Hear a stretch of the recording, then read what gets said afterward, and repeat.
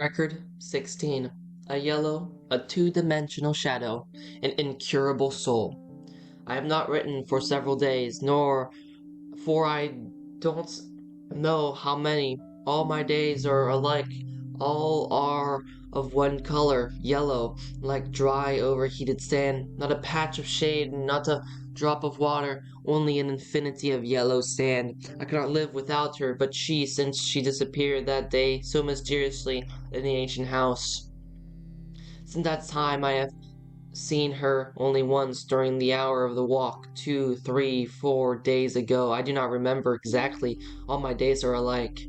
She only passed swiftly by and for a second filled up the yellow, empty world with her arm in arm, reaching not higher than her shoulder, were the double-curved S dash, and the thin, papery doctor, and the fourth person, whose fingers only I remember well. They streamed out, those fingers, from the sleeve of the eunuch like a bundle of rays, uncommonly thin, white, long.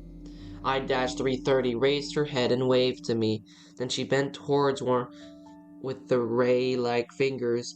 Over the head of S dash, I overheard the word integral. All four turned around to look at me, and then they disappeared in the bluish-gray sea, and my road was once more dry and yellow. The same evening she had a pink check on me.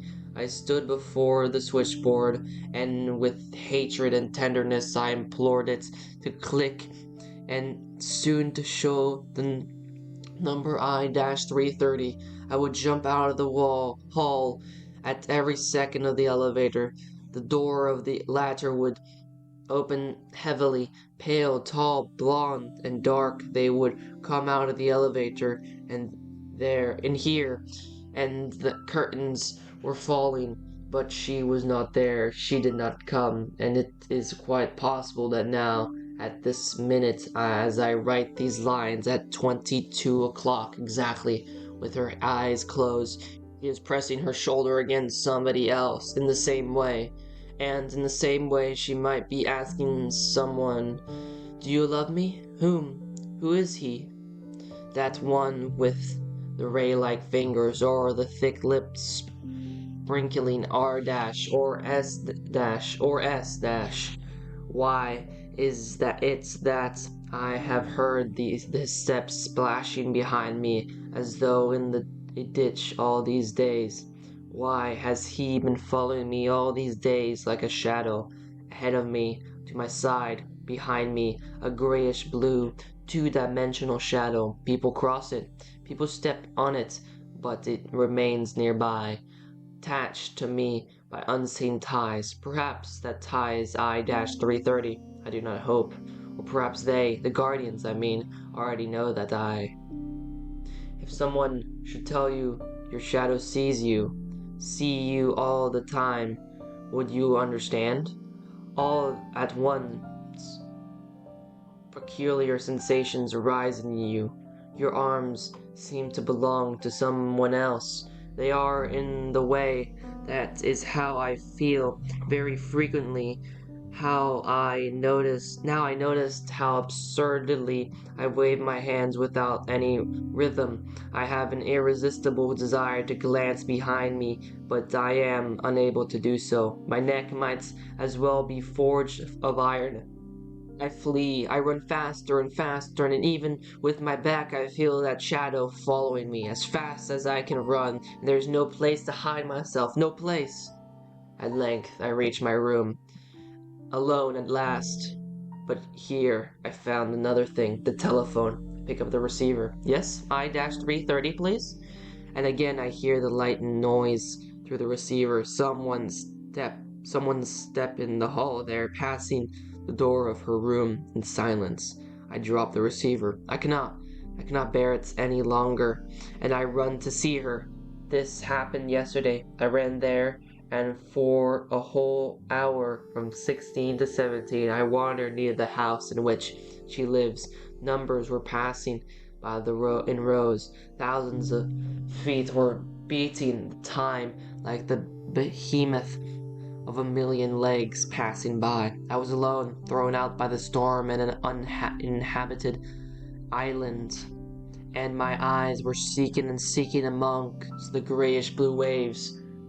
There, soon, I thought, I will appear from somewhere, the sharp mocking angles of the brows lifted to the temples and the dark window eyes, and there, behind of them, a flaming fireplace and someone's shadow.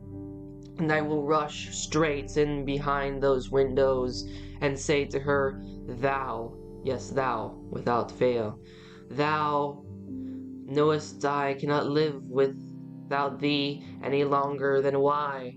But silence reigned. Suddenly I heard the musical tower listened, and I understood. It was after 17 already. Everyone had already left. I was alone. It was too late to return home. Around me a desert made of glass and bathed with yellow sunshine. I saw, as if in water, the reflection of the walls and the glass smoothness of the street, sparkling walls, hanging upside down, myself also upside down, hanging absurdly in the glass.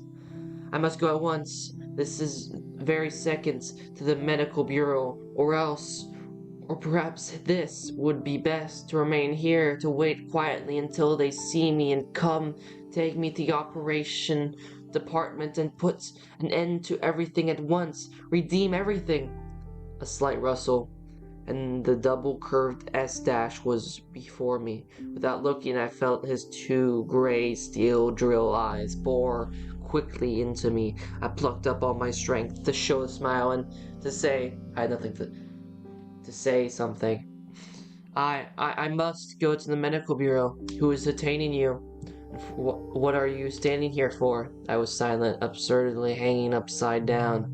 Follow me, said Sash austerely. I followed obediently, waving my unnecessary foreign arms. I could not raise my eyes. I walked through a strange world turned upside down, where people had their feet pasted onto the ceilings, and where engines stood with their bases upwards, and where, still lower, the sky merged in the heavy glass of the pavements. I remember what pains me most was the fact that, looking at the world for the last time in my life, I should see it upside down rather than in its natural states. But I could not raise my eyes. We stopped. Steps. One step. I should see the figures of the doctors in their white aprons and the enormous dumbbell with some sort of inner screw. At length, I succeeded in tearing my eyes away from the glass beneath my feet, and I noticed the golden letters, the medical bureau. Why did he bring me here rather than the operational department? Why did he spare me? About this I did not even think at the moment. I made one jump over the steps, firmly closed the door behind me, and took a very deep breath, as if I had not breathed since morning, and as if my heart had not beaten for the same length of time, as if only now I started to breathe, and only now there opened the sluice in my chest. Inside there were two of them. One a short specimen with heavy legs, his eyes like the horns of a bull tossing the patient up. The other extremely thin, with lips like sparking scissors, a nose like a blade. It was the same man who, I ran to him as a dear friend, straight over close to the blade, muttered something in insomnia, dreams, shadows, yellow sand. The scissor lips sparkled and smiled. Yes, it is too bad. Apparently a soul has formed in you. A soul? What strange ancient world, that strange ancient word that was forgotten long ago. Is it very dangerous? Incurable was the cut of the scissors. But more specifically, what is it? How? Somehow I cannot imagine. You see? How should I put it? You are a mathematician? Yes. Then you see, imagine a plane. Let us say this mirror. You and I are on its surface, you see.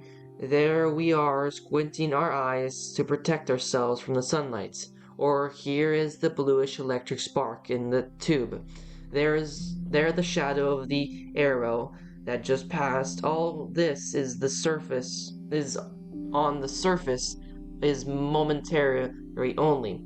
Now imagine this very same surface softened by a flame, so that nothing can any longer glide over it. So everything instead will penetrate into that mirror world, which excites such curiosity in children. I assure you, children are not so foolish as we think they are.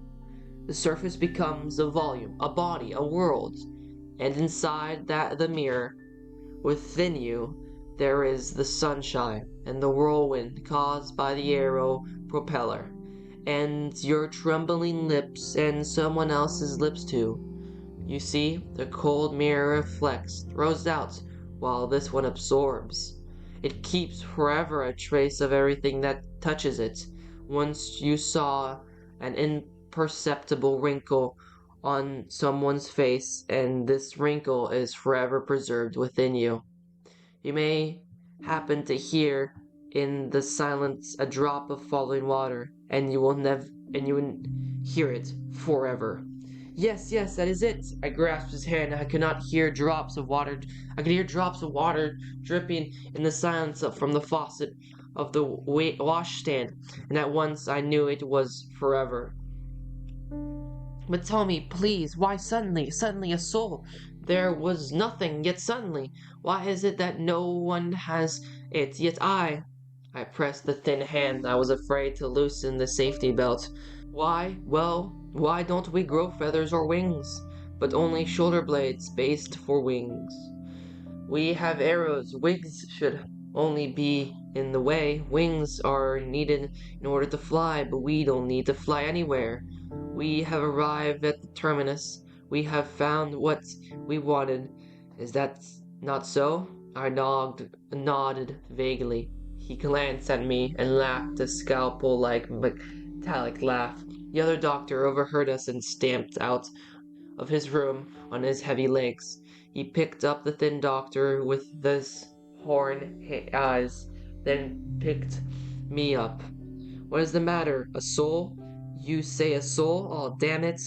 We have soon retrogress even to the Gloria epidemics. I told you. He tossed the thin one on the horns. I told you the only thing to do is to operate on them all. Wholesale. Simply extirpates the center of fancy. Only surgery can help here. Only surgery. He puts on a pair of enormous X-ray spectacles and remained thus for a long while, looking into my soul, though the bones into my brain were making notes. Very, very curious. Listen, he looked firmly at my eyes. Would you not consent to have me perform an extirpation on you? It would be invaluable to the United States. It might help us to prevent an epidemic. If you have no special reasons, of course. Some time ago, I should probably have said without hesitation, I am willing. But now, I was silent. I caught the profile of the thin doctor. I implored him. You see, he said at last, number D-530 is building the integral, and I am sure the operation would interfere. Ah, grumbled the other and stamped back into his room. We remained alone. The paper-like hand was put lightly and caressingly upon mine. The profile-like face came nearer, and he said in a low voice, I shall tell you a secret. You are not the only one. My colleague is right when he speaks of an epidemic. Try to remember. Have you not noticed yourself someone with something familiar? Very familiar? Identical? He looked at me closely. What was he alluding to? To whom? Is it possible? Listen. I jumped from my seat, but he had already changed the subject, in a loud metallic tone. As to the insomnia and for the dreams you complain of, I advise you to take a great deal. Tomorrow morning you must begin taking long walks, say as far as the ancient house. Again he pierced me with his eyes, and he smiled thinly. It seemed to me that I saw, enveloped in the tender tissue of that smile, a word, a letter, a name, the only name, or was it in my imagination? I waited impatiently while he wrote a certificate of illness for today and tomorrow. Once more I gently and firmly pressed his hand. Then I ran out. My heart now feels light and swift like an arrow. It carries me higher and higher. I know joy will come tomorrow. What joy? Record 17. Through glass, I died. The corridor. I am puzzled. Yesterday, at the very moment when I thought everything was untangled, and that all the X's were at last found, new unknowns appeared in my equation. The origin of the coordinates of the whole story is, of course, the ancient house. From the center, the axis of all the X's and Y's and Z's radiates, and recently they have entered into the formation of my whole life. I walked along the X-axis, Avenue 59, towards the center. The whirlwind of yesterday still raged within me. Houses and people, upside down, my own hands torturing foreign to me. Glimmering scissors, the sharp sound of drops dripping from the faucet. All this excited once. All these things were revolving wildly, tearing my flesh, rotating wild beneath the molten surface, there where the soul is located. In order to follow the instructions of the doctor, I chose the road that followed not the hypotenuse but the two legs of a triangle. I soon reached the road running along the green wall. From beyond the wall, from the infinite ocean of green, there arose towards me an immense wave of roots, branches, flowers, leaves. It rose higher and higher. It seemed as though it would splash over me, and that's from a man, from the finest and most precise mechanism which I would be transformed too. But fortunately, there was the green wall between me and that wild green sea. Oh, how great and divinely limiting is the wisdom of walls and bars. The green wall is, I think, the greatest invention ever conceived. Man ceased to be a wild animal the day he built the first wall. Man ceased to be a wild man only on the day which the green wall was completed, when by this wall we isolated our machine-like perfect world from the irrational, ugly world of trees, birds, and beasts. The blunt snout of some unknown beast was to be seen dimly through the glass of the wall. Its yellow eyes kept repeating the same thought, which remained incomprehensible to me. We looked into each other's eyes for a long while. Eyes are shafts which lead from the superficial world into a world which is beneath the surface. A thought awoke in me. What if that yellow-eyed thing sitting there was on that absurd dirty heap of leaves is happier than I, in his life which cannot be calculated in fingers? I waved my hand. The yellow eyes twinkled, moved back, and disappeared in the foliage. What a pitiful being! How absurd the idea that he might be happier.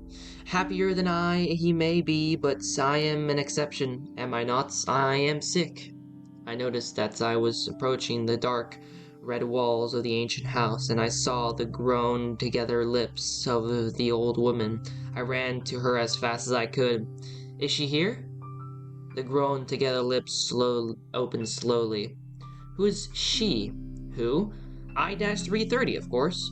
You remember, we came together, she and I, in an arrow the other day. Oh, yes.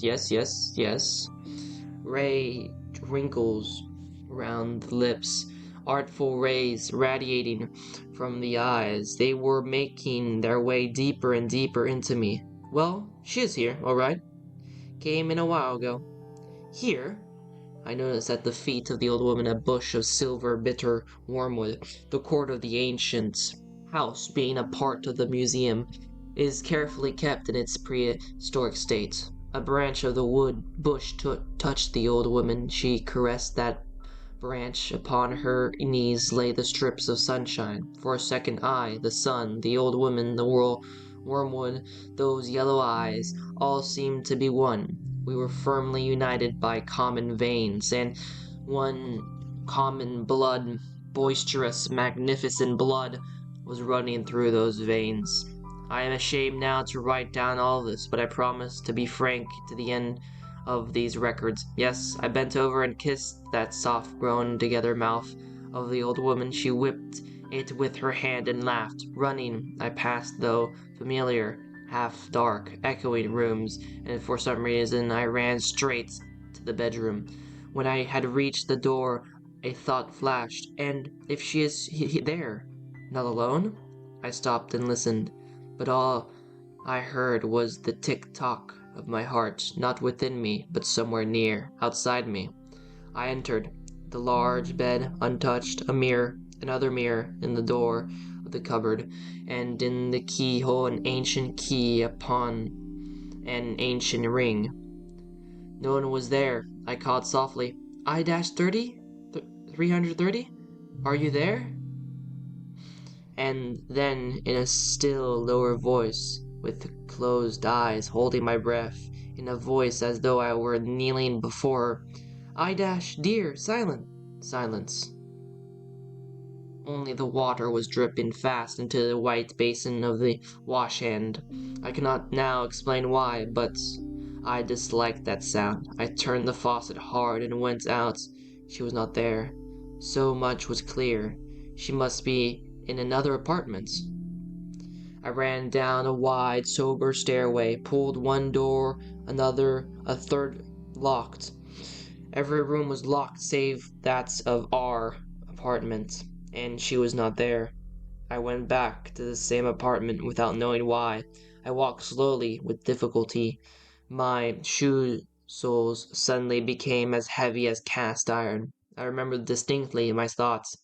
It is a mistake that the force of gravity is a consequently all my formula. Suddenly, an explosion. A door slammed down below. Someone stamped quickly over the flagstones. I became light-footed again, extremely light. I dashed to the railing to bend over, and in one word, one exclamation, expressed everything. You! I became cold.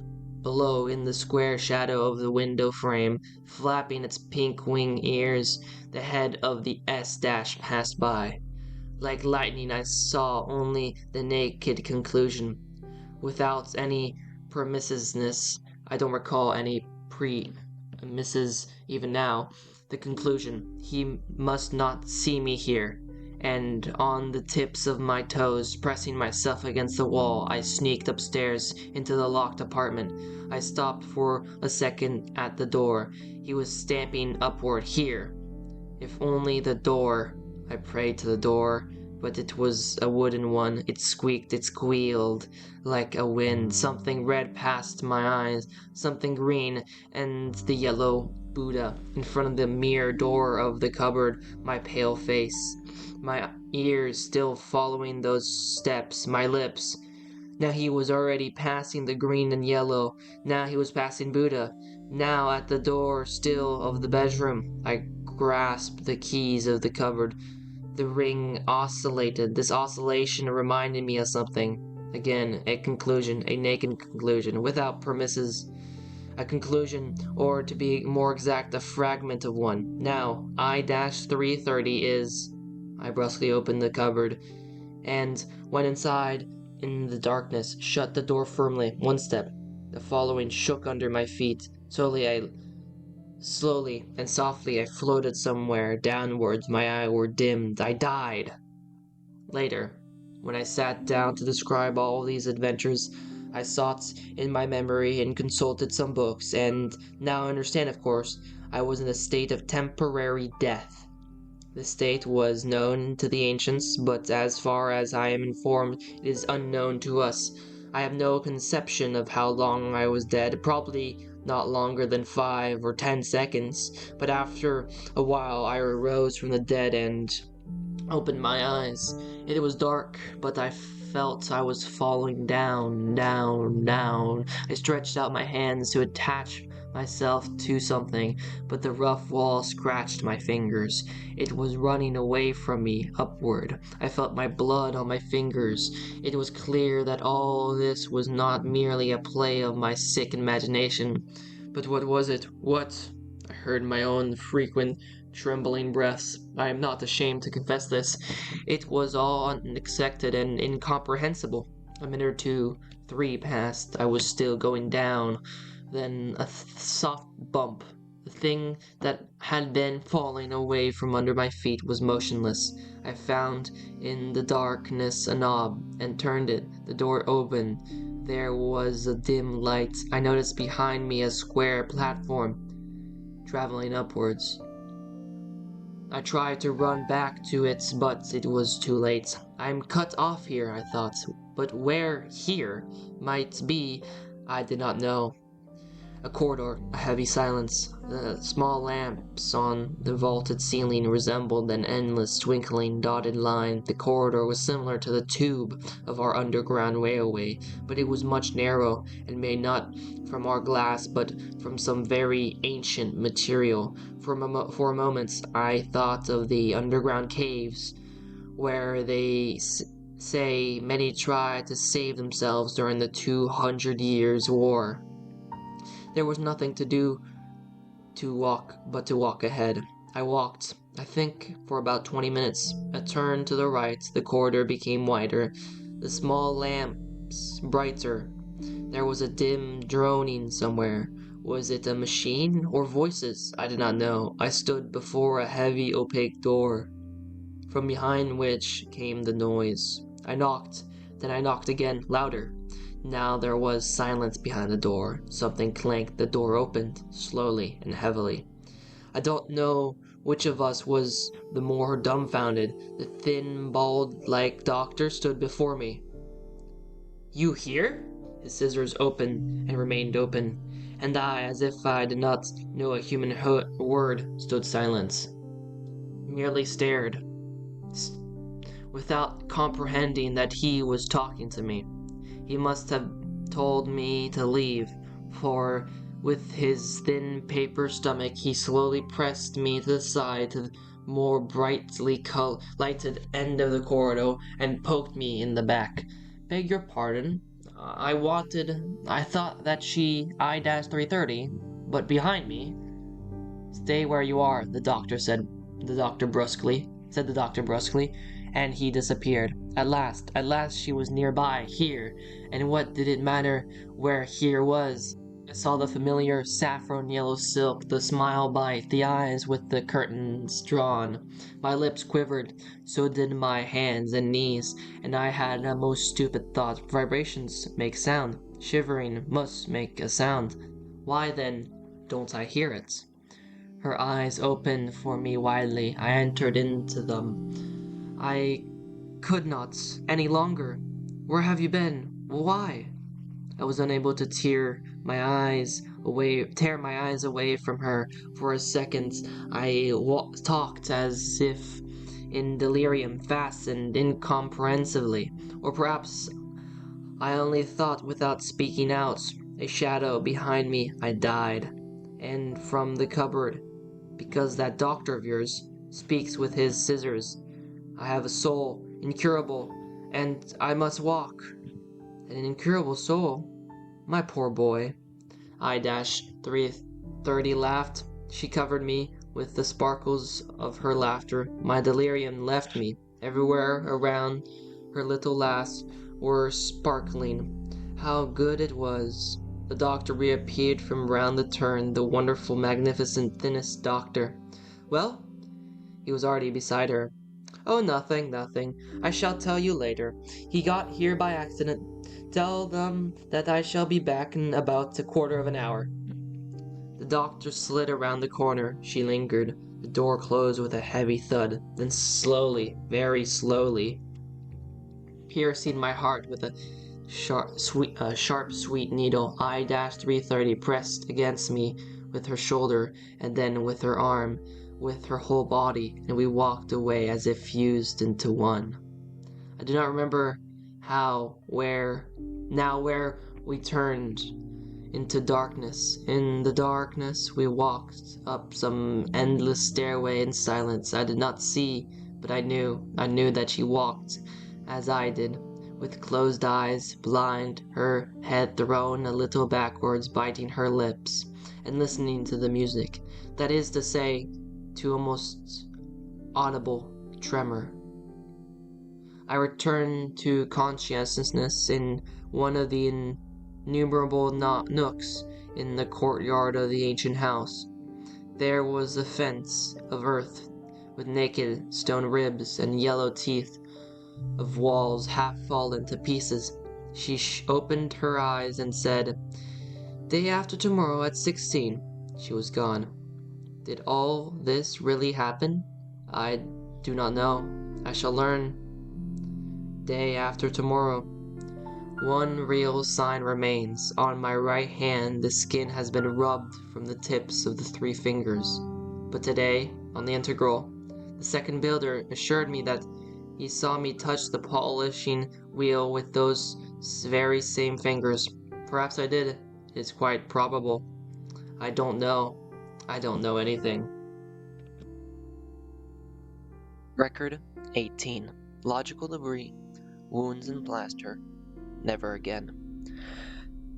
Last night, as soon as I had gone to bed, I fell momentarily to the bottom of the ocean of sleep, like an overloaded ship which has been wrecked. The heavy thicket of wavy green water enveloped me. Then, slowly, I floated to the bottom upward. And somewhere in the middle of that course, I opened my eyes. My room, this morning, was still green and motionless. A fragment of sunshine coming from the mirror on my closet door shone into my eyes. This fragment does not permit me to sleep, being thus an obstacle in the way of exactly fulfilling the rules of the tables which prescribe so many hours of sleep. I should have opened the closet, but I felt as though I wore a spiderweb. A cobweb covered my eyes. I had no power to sit up. Yet I got up and opened the closet door. Suddenly, there, behind that door, making her way through the mass of garments which hung there, was I-330. I have become so accustomed of late to most improbable things that as far as I remember, I was not even surprised. I did not even ask a question. I jumped into the closet, slammed the mirror door behind me, and breathlessly, brusquely, blindly, evadedly, I clung to her. I remember clearly even now, though the narrow crack of the door, the sharp sun ray like lightning broke into the darkness and played on the floor and the walls of the closet. And a little higher, the cruel ray blade fell upon the naked neck of I-330, and this for some reason seemed to me so terrible that I could not bear it, and I screamed, and again I opened my eyes. My room. The morning was still green and motionless. On the door of my closet was a fragment of the sunshine. I was in bed. A dream, yet my heart was still wildly beating, quivering and twitching. There was a dull pain in the tips of my fingers and in my knees. This undoubtedly did happen, and now I am unable anymore to distinguish what is dream from what is actually irrational. Numbers grow through my solid and habitual tri-dimensional life, and instead of firm, polished surfaces, there is something shady and rough. I waited long for the bell to ring. I was lying thinking, untangling a very strange logical chain. In our superficial life, every formula, every equation corresponds to a curve or a solid. We have never seen any curve or solid corresponding to my square root of -1. The horrible part of the situation is that there exist such curves or solid unseen by us. They do exist. They must, inevitably, for in mathematics, as on a screen, strange sharp shadows appear before us. One must remember that mathematics, like death, never makes mistakes, never plays tricks. If we are unable to see those irrational curves or solids, it only means that they inevitably possess a whole immense world somewhere beneath the surface of our life. I jumped up without waiting for the waking bell and began to pace up and down the room. My mathematics, the only firm and immovable island of my shaken life, this too was torn from its anchor and was floating, whirling. Then it means that absurd thing, the soul, is as real as my as my boots, although I do not see them since they are behind the door of the closet. If boots are not a sickness, why should the soul be one? I sought, but I could not find a way out of the logical confusion. It looked to me that strange and sad debris beyond the green wall, my logical debris too, is filled with extraordinary, incomprehensible wordless but speaking beings. It occurred to me for a moment that though some strange thick glass, I saw it. I saw it at once infinitely large and infinitely small, scorpion-like, with hidden but ever perceptible sting. I saw the square root of -1. Perhaps it was nothing else but my soul, which, like the legendary scorpion of the ancients, was voluntarily stinging itself with. The bell, the day began. All I saw and felt neither died nor disappeared, it merely became covered with daylight, as our visible world does not die or disappear at the end of the day, but merely becomes covered with darkness of night. My head was filled by a light, thin haze, though through that haze I perceived the long glass tables and the globe-like heads busy chewing slowly, silently in unison.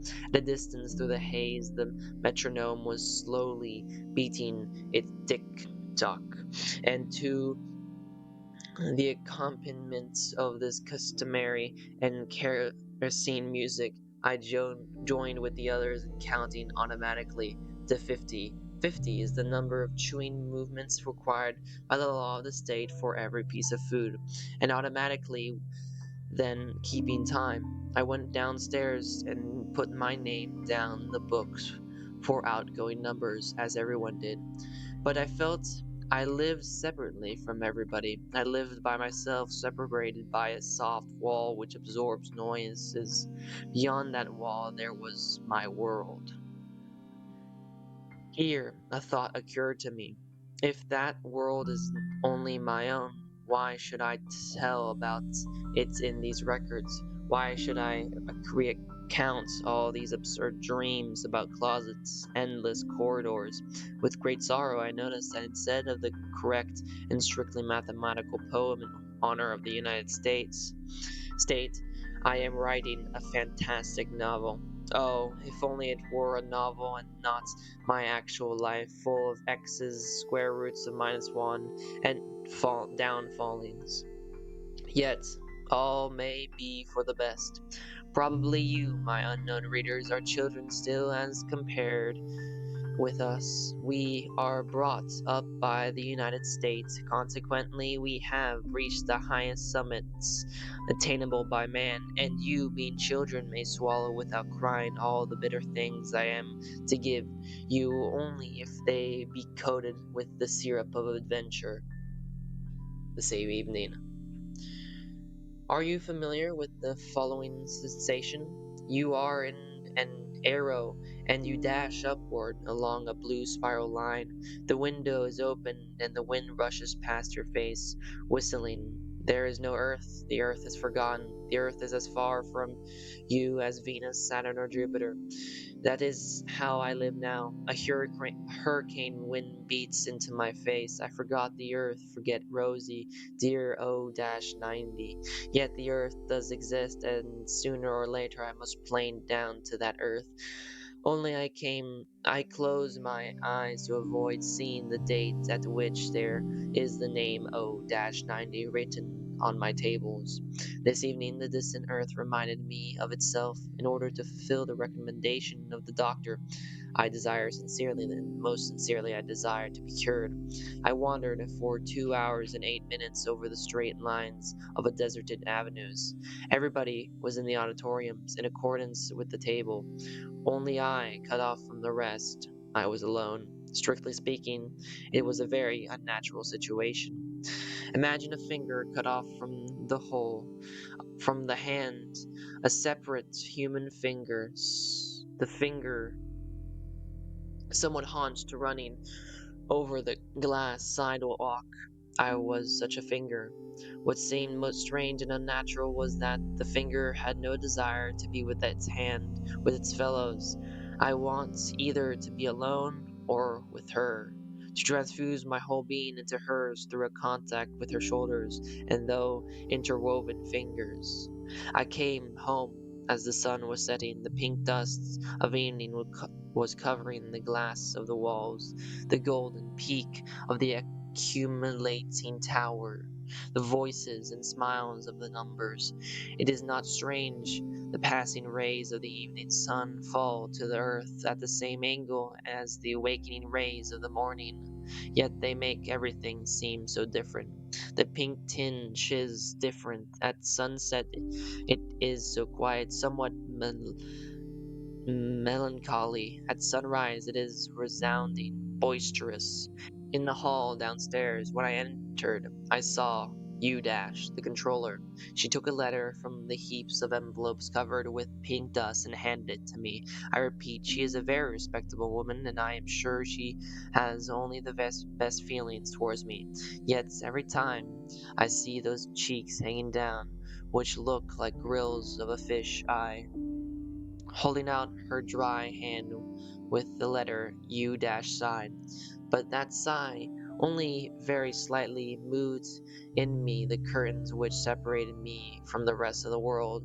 I was completely projected upon the envelope which trembled in my hand. I had no doubt that it was a letter from I-330. At that moment I heard another sigh, such a deliberate one, unscored with 2 lines, that I raised my eyes from the envelope and saw a tender, cloudy smile coming from between the gills, though the bashful jalousies of lowered eyes. And then, you poor, poor dear. A sigh underscored with 3 lines, and a glance at the letter, an imperceptible glance. What was in the letter she naturally knew. Ex officio. No. Really? Why? No, dear, I know better than you. For a long time I have watched you, and I see that you need someone with years of experience of life to accompany you. I left all pasted around by her smile. It was like a plaster upon the wounds which were to be inflicted upon me by the letter I held in my hand. Finally, though the bashful jalousies of her eyes, she said in a very low voice, I shall think about it, dear. I shall think it over, and to be sure that if I feel myself strong enough. Great well, dear. Is it possible that my lot is it possible that she means to say that she.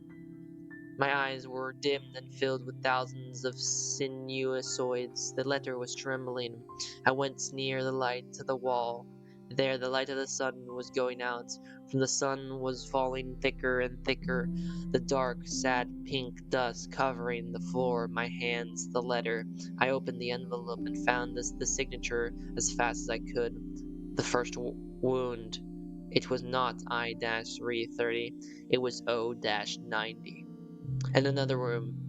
In the right-hand corner, a slovenly splash. A plot. I cannot bear plots. It matters little whether they are made by ink or by, well, it matters not by what.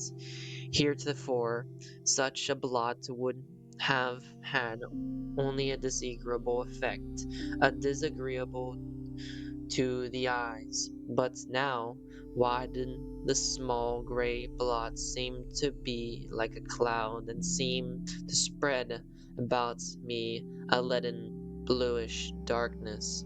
Or was it again the soul at work? Here's a transcript of the letter. You know, or perhaps you don't. I cannot write well. Little it matters.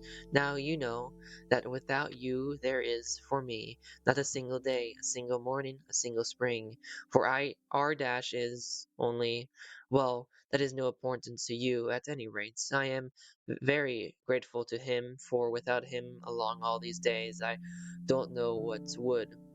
During these last few days and nights I have lived through 10 years or perhaps 20 years. My room seems to me not square but round. I walk around without end, round after round. Always the same thing.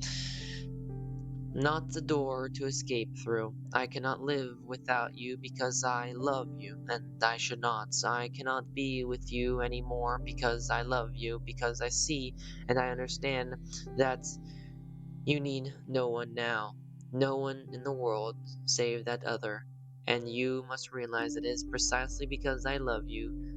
I must. I needed another 2 or 3 days in order to paste together the fragments of myself and thus restore at least something similar to the O-90 of old. Then I shall go myself, and myself I shall state that I take your name from my list, and this will be better for you. You must feel happy now. I shall never again. Goodbye, O dash.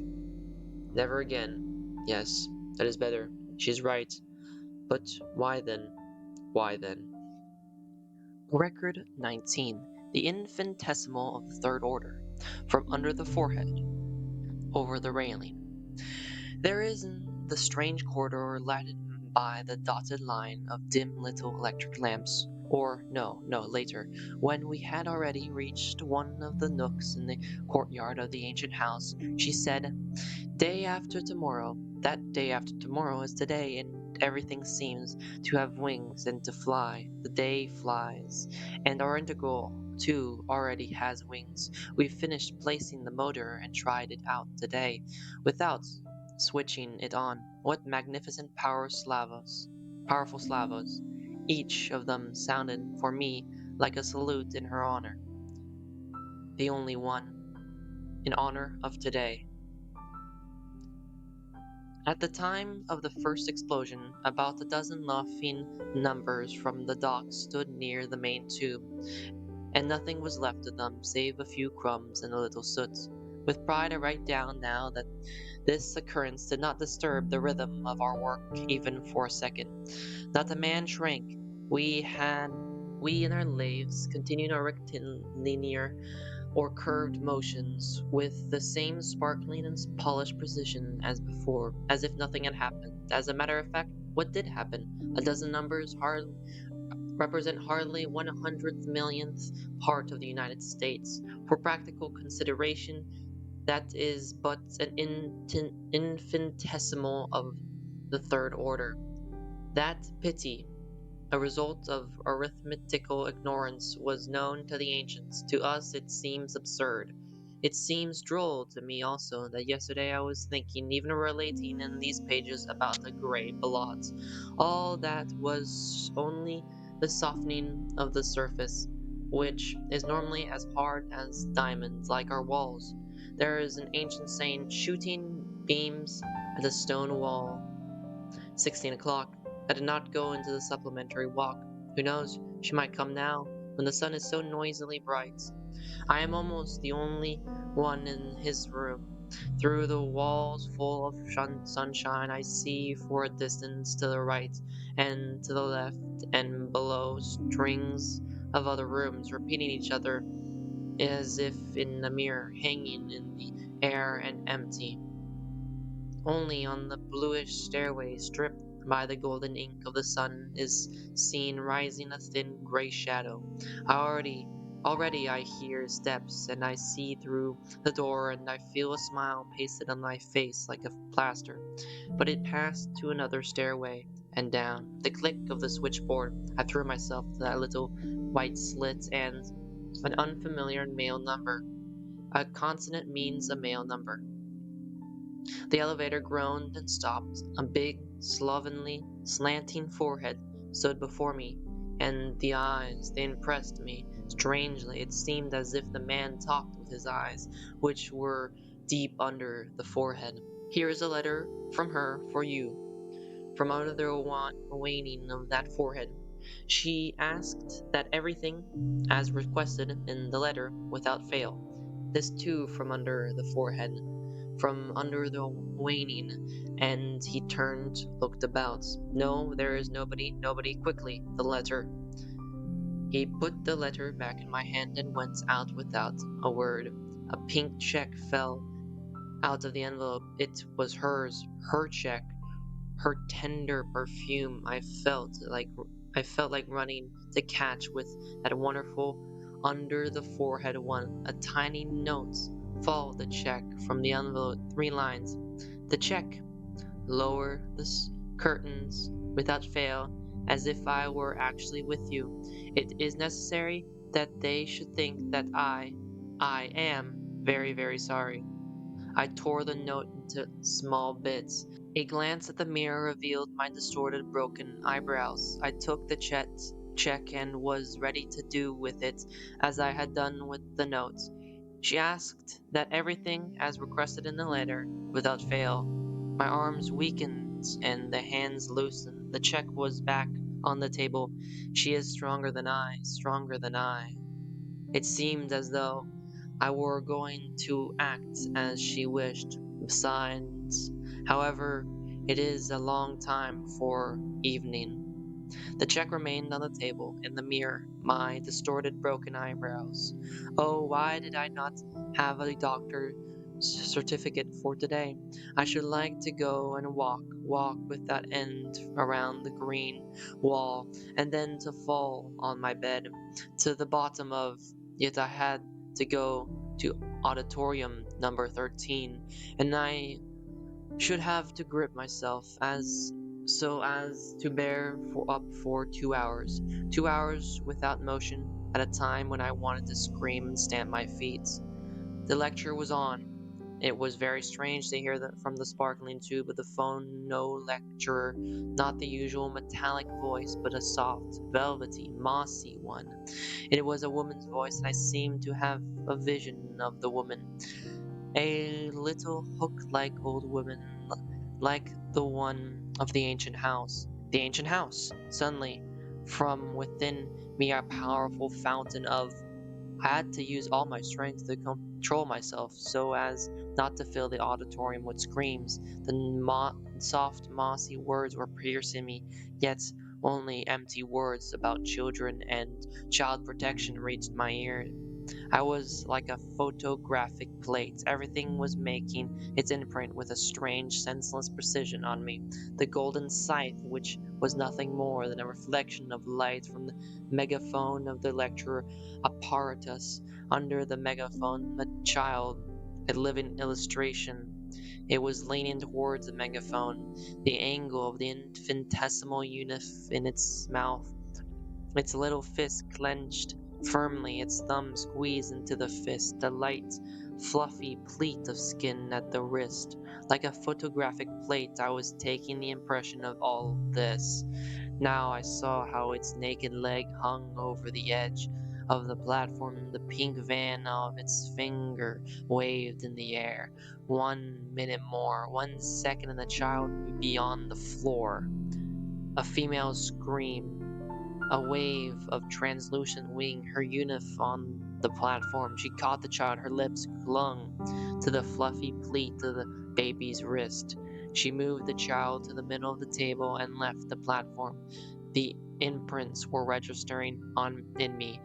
A pink crescent of a mouth, the horns downward, eyes like small blue saucer-filled liquid.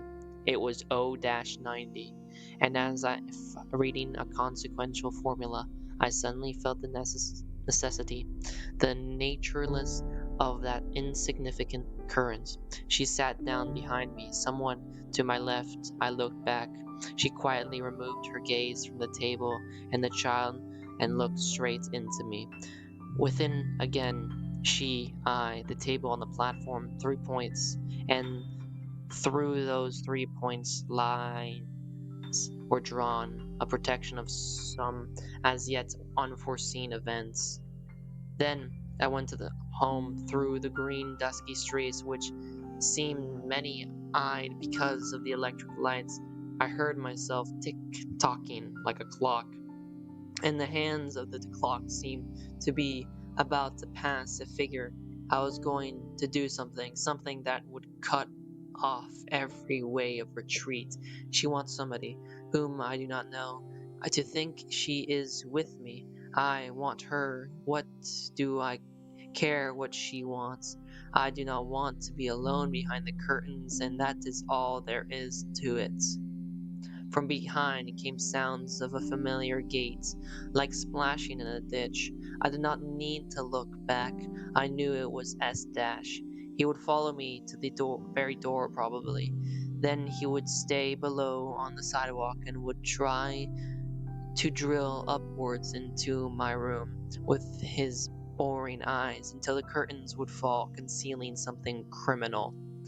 Was he my guardian angel? No. My decision was made. When I came into my room and turned on the lights, I could not believe my eyes. O-90 stood at my table, or to be more exact, she was hanging like a creased, empty dress. She seemed to have no tensity, no spring beneath the dress. Her arms and legs were springless. Her voice was hanging and springless. About my letter. Did you receive it? Yes. I must know your name. I must, today. I shrugged my shoulders. I enjoyed looking into her blue eyes, which were filled with tears as if were the guilty one. I lingered over my answer. With pleasure I pricked her. Answer? Well, you are right, undoubtedly, in everything. Then she tried to cover the minute tremor with a smile, but it did not escape me. Well, all right, I shall leave you at once. Yet she remained drooping over the table, drooping eyelids, drooping arms and legs. The pink check of the other was still on the table. I quickly opened the manuscript, We, and with its page I covered the check, trying to hide it from myself, rather from O dash. See here, I am still busy writing. Already 101 pages. Something quite unexpected comes out in this writing. In a voice, in a shadow of a voice. And do you remember how the other day on the 7th page, and it dropped? Tiny blue saucers filled to the borders silently and rapidly. The tears ran down her cheeks, and suddenly, like the drooping of the tears, rushing forth words. I cannot. I shall leave you in a moment. I shall never again. I don't care. Only I must have a child. From you, give me a child and I will leave it. I will leave. I will. I saw she was trembling all over beneath her uniform, and I felt too, would. I put my hands behind my back and smiled. What, you desired to go under the machine of the well-doer? Like a stream, her words ran over the dam. I don't care. I shall feel it for a while within me. I want to see only once the little fold of skin here at the wrists like that one on the table at the auditorium, only for one day. 3 points, she and I, and the little fist with fluffy fold of skin there on the table. I remember how once, when I was a child, they took me up on the accumulating tower. At the very top, I bent over the glass railing of the opening in the tower. Below, people seemed like dots. My heart contracted sweetly. What if, on that occasion, I'd clenched my hands around the railing? Now I jumped over. So you desire being perfectly aware that her eyes were closed as if the sun were beating straight into her face, a wet, shining smile. Yes, yes, I want it. Quickly I took out the pink check of the other from under the manuscript, and down I went to the control on duty. O-90 caught my hand, screamed out something, but what it was I understood only later. When I returned, she was sitting on the edge of the bed, hands firmly clasped around her knees. Is it her check? What does it matter? Well, it is hers, yes. Something cracked. It must have been the springs of the bed for O-90, and a slight motion only. She remained sitting, her hands upon her knees. Well, quickly, I roughly pressed her hand. The red spot was left on her wrist. Tomorrow it would be purple. It would become purple. Where the fluffy infantile fold, it was the last. I turned the switch. My thoughts went out with the light, darkness, a spark, and I had jumped over the railing, down. Record 20. Discharge. The material of an idea. The zero rock. Discharge is the best word for it. Now I see that it was actually like an electrical discharge. The pulse of my last few days had become drier and drier, more and more frequent, more intense. The opposite poles had been drawing nearer and nearer, and already I could hear the drink crackling, the millimeter more, and an explosion, then silence. Within me there is quiet now and emptiness, like that of a house after everybody has left. When one lies ill all alone and hears so clearly the distinct metallic tick-tock of thoughts, perhaps that discharge cured me at last of my torturing soul. Again, I am like all of us, at least at this moment as I write. I can see, as it were, without any pain in my mental eye, how O-90 is brought to the steps of the cube, or I see her in the gas bell, and if there in the operation department she would give my name, I do not care. Piously and gratefully I should kiss the punishing hand of the well-doer at last moment. I have this right in regard to the United States to receive my punishment, and I shall not give up this right. No number ought or dares to refuse this only personal and therefore most precious privilege.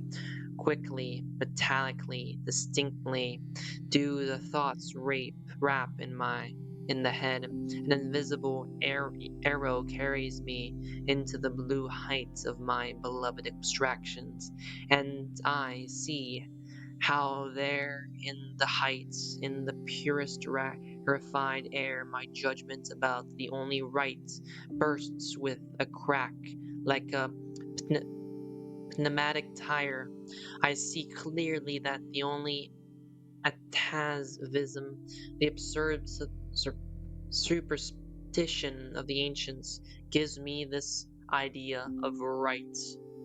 There are ideas of clay and ideas molded of gold or of our precious glass. In order to know the material of which an idea is made, one needs only to let fall upon it a drop of strong acid. One of these acids was known to the ancients under the name reductio ad absurdum. This was the name of it, I think, but were afraid of the poison. They preferred to believe that they saw heaven, even though it was a toy made of clay, rather than confess to themselves that it was only a blue thing. We, on the other hand, glory to the well-doer. We are adults and we have no need for toys. Now, if we put a drop of acid on the idea of rights, even the ancients, the most mature of them, knew that the source of right was might. Right is a function of might. Here we have our scale, on the side of ounce, on this other a ton. On one side I, on the other we, the United States.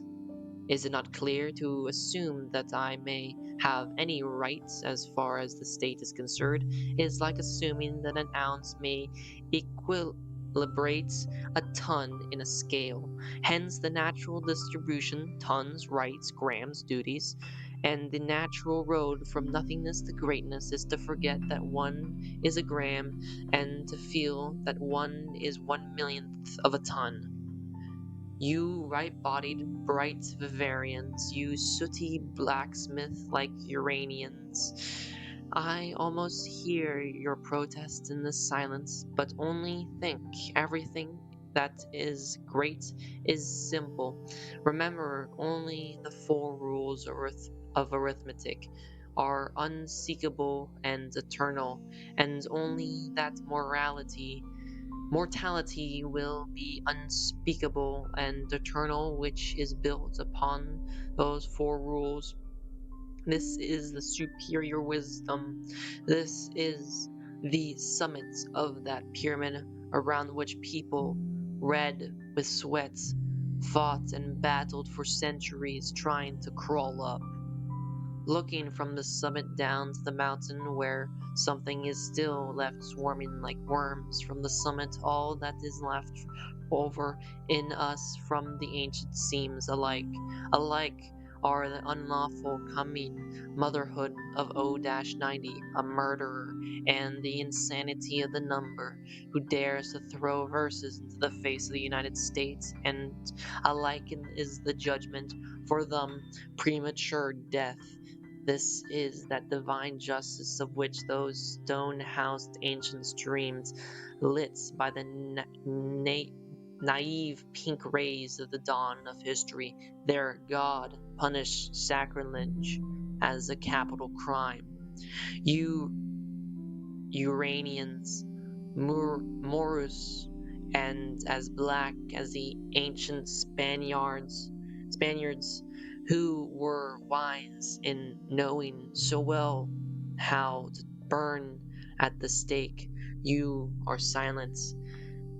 I think you agree with me, but I hear you pink Bavarians saying something about tortures, executions, return to barbarism. My dear Venerians, I pity you. You are incapable of philosophical, mathematical thinking. Human history moves upward in circles like an arrow. The circles are at times golden, sometimes they are bloody, but all have 360 degrees. They go from 0 to 10 to 20, 200, 360, and then again 0 degrees.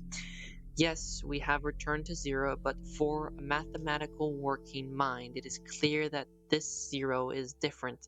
It is a perfectly new 0. We started from 0 to the right and came from 0 on the left. Hence, instead of plus 0, we are at minus 0. Do you understand? This 0 appears to me now as a silent, immense, narrow rock, sharp as a blade. In cruel darkness, holding our breath, we set sail from the black night side of the zero rock. For centuries we, Columbus, floated and floated. We made the circuit of the whole world, and at last, hurrah, salute, we climbed up the mast. Before us was the new side of the zero rock. Hitherto unknown, bathed in the polar lights of the United States, a blue mass covered the rainbow sparkle suns. 100 suns, a million rainbows. What does it matter if we are separated from the other black side of the zero rock only by a thickness of a blade? A knife is the most solid, the most immortal, the most inspired invention of man. The knife served on the guillotine. The knife is the universal tool for cutting knots. The way of paradoxes follows its sharp edge, the only way becoming to a fearless mind.